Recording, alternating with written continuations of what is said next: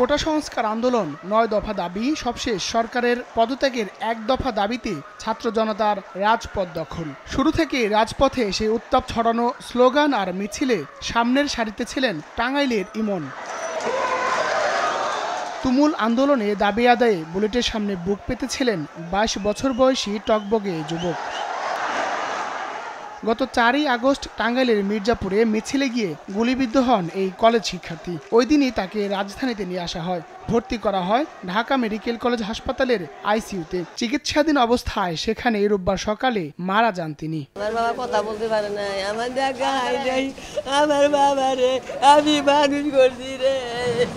কালকে আমার সাথে আইসিতে চোখ খুলে আমার ভাই দেখতেছে এভাবে, কিন্তু কথা বলতে পারতেছে না। আমার ভাই বলে যে ভাই তোর সাথে আমার মায়ের তুলে দিয়ে গেলাম ভাই। আমার ভাই কথা বলছে, ভাই আমি যদি দুনিয়াতে বাঁচি আমি নামাজ পড়বো, দাঁড়িয়ে রাখ, মাল্লার কাছে দোয়া কর।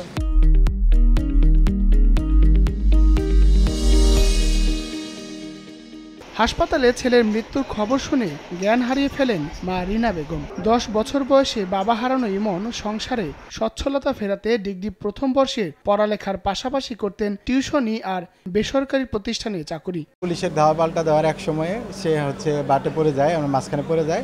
তখন পুলিশ একদম সরাসরি গুলি করে এবং তার একটা গুলি ঠিক প্যাটের এই মাঝখানটাতে এখানে লেগে চলে যায়। গুলিবিদ্ধ দেখে পুলিশ নিশ্চিত হয়েছে আন্দোলনকারী। সে সময় ওই পুলিশ আন্দোলনকারীদের মাইরা ফেলাবে এরকম অবস্থা। ওর সাথে যারা ছিল তারা কোনোরকমভাবে হাত পা ধরে ওই জায়গা থেকে নিয়ে আসছে। ইমনের বাড়ি টাঙ্গাইলের গোপালপুর থানার হেমনগর ইউনিয়নের ললিন বাজার গ্রামে। হায়দার আলী, সময় সংবাদ, ঢাকা।